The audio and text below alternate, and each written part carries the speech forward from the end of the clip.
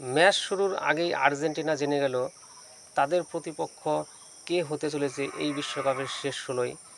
তার কারণ গতকালের শিডিউলের যে ৩টি ম্যাচ ছিল তার প্রথম ম্যাচটি ছিল অস্ট্রেলিয়া ভার্সেস ইজিপ্টের মধ্যে। তো এই খেলায় ইজিপ্ট ট্রাইব্রেকারে অস্ট্রেলিয়াকে কিন্তু ৪-২ ব্যবধানে হারিয়ে দিয়ে তারা কিন্তু এই বিশ্বকাপের শেষ ১৬য় পৌঁছয়।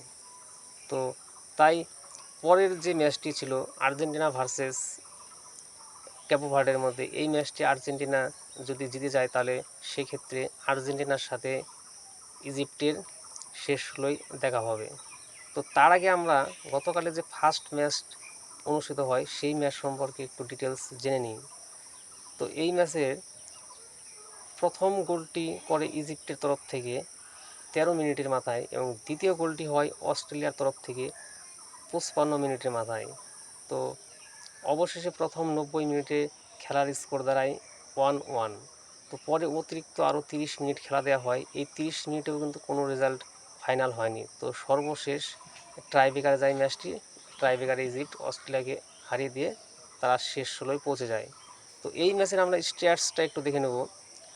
শটস অস্ট্রেলিয়া ১৫টি এবং ইজিপ্ট ১৪টি। শটস অন টার্গেট অস্ট্রেলিয়া ৩টি এবং ইজিপ্ট ৪টি। ফাউলস অস্ট্রেলিয়া ১২টি এবং ইজিপ্টের ১৪টি। ইয়েলো কার্ড ইজিপ্ট দুটো দেখেছে, অস্ট্রেলিয়া কোনো ইয়েলো কার্ড দেখতে পায়নি।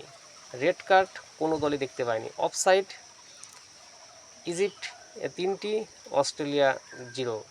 কর্নার্স ইজিপ্ট ৭ এবং অস্ট্রেলিয়া ৪। তো এই ছিল ইজিপ্ট ম্যাচের রেজাল্ট। এবং পরের যে সেকেন্ড ম্যাচ ছিল আর্জেন্টিনা ভার্সেস ক্যাপো ভার্ডের মধ্যে। তো এই খেলায় অসম্ভব একটি জমজমাট আমরা লড়াই দেখতে পেয়েছি। তার কারণ সমর্থকদের হার্টবিট বাড়িয়ে দিয়ে আর্জেন্টিনার রুদ্ধশ্বাস জয় পেল ক্যাপো ভার্ডের এগেনস্টে। তার কারণ ম্যাচের প্রথম দিকে উভয় দলই কিন্তু ১-১ ছিল। পরে অতিরিক্ত টাইমে খেলা যায়, সেই অতিরিক্ত টাইমের প্রথম গোলটি কিন্তু করে আর্জেন্টিনা এবং সেই সময় হয়তো অনেকেই ভেবে নিয়েছিল যে আর্জেন্টিনাই এই বিশ্বকাপের শেষ ১৬য় পৌঁছে যাচ্ছে। কিন্তু না, তার কিছুক্ষণ বাদেই ক্যাপো ভার্ডের থেকেও কিন্তু আরও একটি সমতাসূচক গোল দেওয়া হয়। তো সেখানেই হয়তো অনেকেই ভেবে নিয়েছিল যে ম্যাচটি হয়তো ট্রাইব্রেকারে যেতে পারে। তো সেক্ষেত্রে অবশ্য কোনো প্রবলেম হবে না, কারণ আর্জেন্টিনার। তো সেই সময়েই আর্জেন্টিনার আত্মঘাতী গোল হয়। অবশ্য সেই গোলের উৎস লিওনেল মেসির কর্নারের গোল। অসম্ভব একটি ভালো গোল ছিল এবং শেষ পর্যন্ত আর্জেন্টিনা ক্যাপো ভার্ডেকে কিন্তু হারিয়ে দেয়।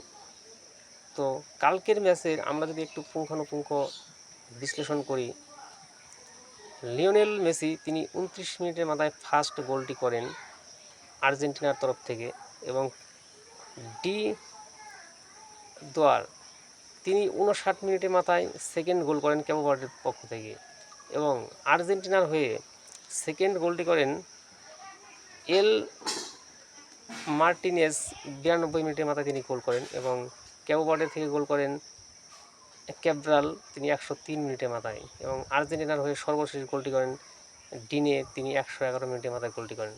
এই ম্যাচের আমরা স্ট্যাটসটা যদি একটু ফলো করি, শটস আর্জেন্টিনা ২১টি, ক্যাপো ভার্ডে ১৫টি। Shots on target Argentina ১০, Cape Verde ৫। Fouls Argentina 13, Cape Verde 12। Yellow card উভয় পক্ষই একটি করে দেখতে পেয়েছে। অফসাইড আর্জেন্টিনা ৩টি, ক্যাপো ভার্ডে 2টো এবং কর্নার্স উভয় দলই 8টি করে কর্নার্স করেছে। তো এই ছিল আপডেট। ধন্যবাদ।